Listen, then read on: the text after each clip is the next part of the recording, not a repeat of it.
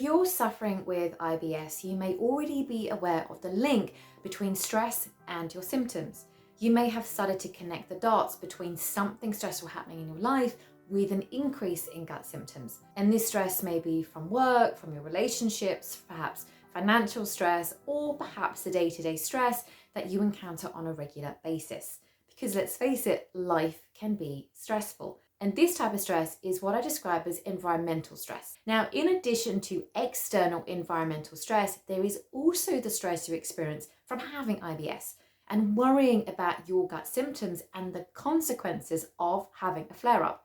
This is what we call psychological stress. And in this video, part 2 of this mini series of what's causing your IBS symptoms, I'll help you understand both the impact of stress overall on your gut and also how the worry and anxiety you feel about your symptoms, psychological stress, may actually be keeping you stuck. And if you've not yet watched part 1 of this series, then you can click on the link which is now on your screen, and I'll also link it down below. So let's dive in. Now, when it comes to stress, it can affect your digestive system in a number of different ways.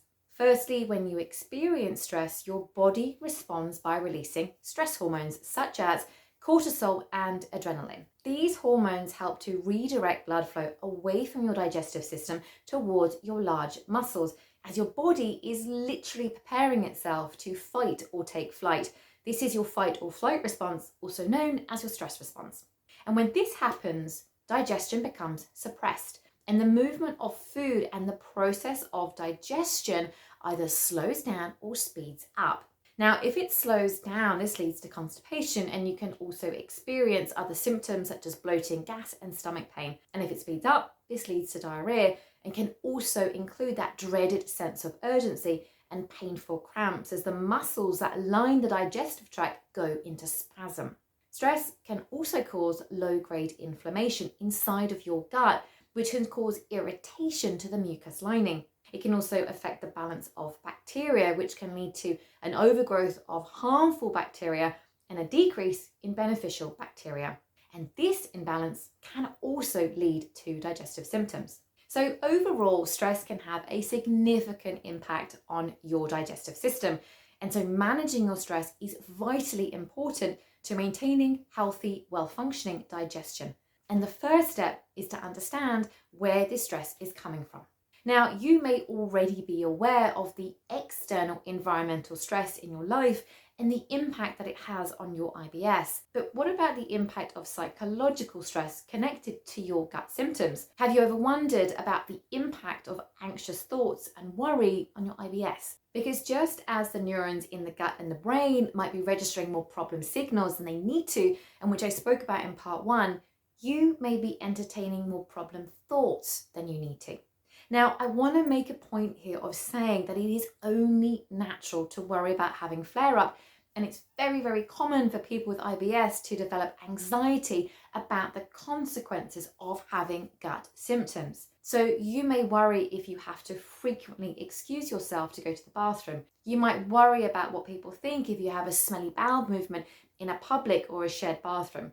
You might worry about the noises that your stomach makes and what people might think. Or you might worry what your friends might think if you keep saying no to their invitations. And then beyond all of these worries are the worries you have about traveling, about going on holiday, about going on public transport, and how you will cope in situations such as weddings, birthdays, or other special occasions. Even just a casual afternoon out shopping with friends can feel like a huge undertaking as your mind throws up thoughts such as, what if I have a flare-up? What if I need to go and I can't find a bathroom? What if there's traffic? What if I can't make it through the day? In fact, many people with IBS will only go out when they can be absolutely sure that they know where the toilets are and when they can control the types of food that they're going to be able to eat. And sometimes it just feels safer to stay at home.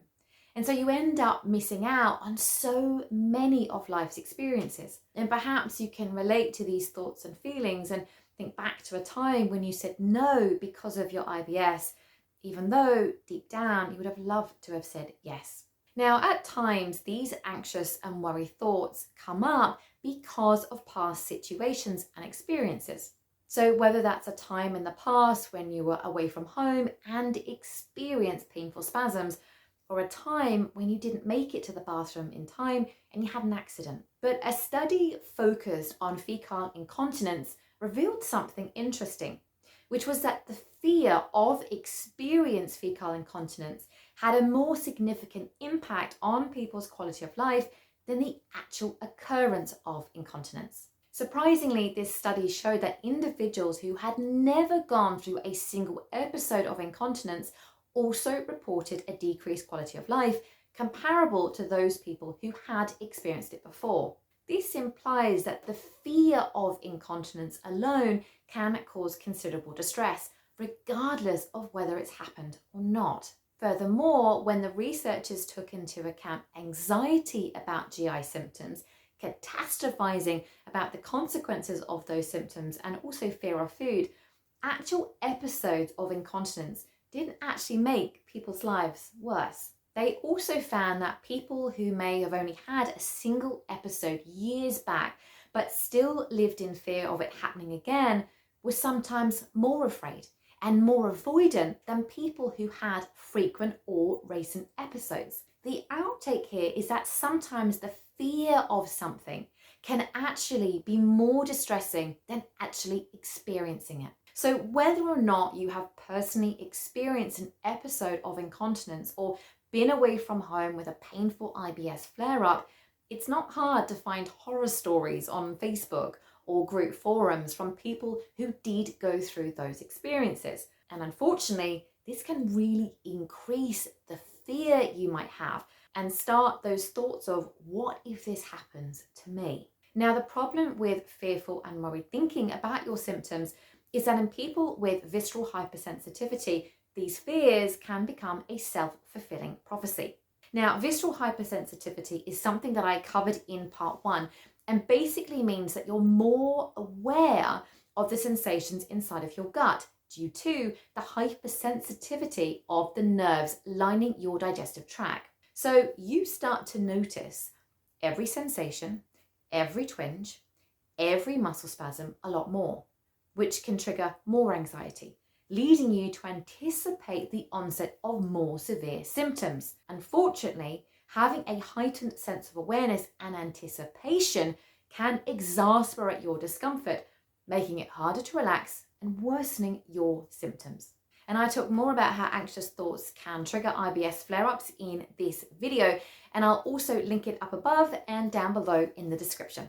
So when it comes to what's causing your IBS symptoms, this is often a combination of what's happening in your nervous system, covered in part 1, combined with both external stress and internal psychological stress. And if you think about it, almost everything that happens in our lives simultaneously occurs at all 3 of these levels. So let's say that you are supposed to go out with dinner with friends and you're getting ready to go out and you're thinking about the last time you met up with this group, how one of your friends is overly critical and can sometimes say things which aren't that pleasant. As you start to think about this, you start to feel tense. And then you start to notice a small twinge inside of your gut. You start thinking to yourself that this could maybe be a flare-up. Maybe you shouldn't have had that piece of toast for breakfast. Maybe you should make time to use the bathroom before you have to leave. But what happens if you're in there for a while, and then will that make you late? And then what will your friends say and what will they think? And then they're going to be frustrated, and then your overly critical friend may be even more unpleasant towards you. In this scenario, there is clearly external stress. There is tension within this friendship group, and anticipating having to deal with this is causing you anxiety. That's the psychological stress part. And this psychological stress impacts your nervous system, and your body fires up that stress response, which releases those stress hormones, adrenaline and cortisol, which then create real physical changes in the way that your digestive system functions. But that's not all, because now you're hyper aware of what's happening inside of your gut. You start to notice those twinges more and more and more, which now triggers a new wave of worrisome thoughts about the possibility of a flare-up. And all of this increases those physical sensations even more. And before you know it, you're experiencing an IBS flare-up. So what do? Do you still go and end up feeling fearful, exhausted and anxious, or do you cancel and risk letting your friends down? Unfortunately, IBS is a bit like a perfect storm of stress, worry, and fear, all interacting with a vulnerable gastrointestinal tract and a central nervous system that isn't processing pain signals correctly. But just as I shared at the end of part 1, there are ways to effectively reduce the impact of gut symptoms on your life and to give you considerable relief from your IBS. But how? By learning skills to manage your stress effectively, reduce the impact of stress on your gut, and retrain the way that your brain and your digestive system are communicating with one another.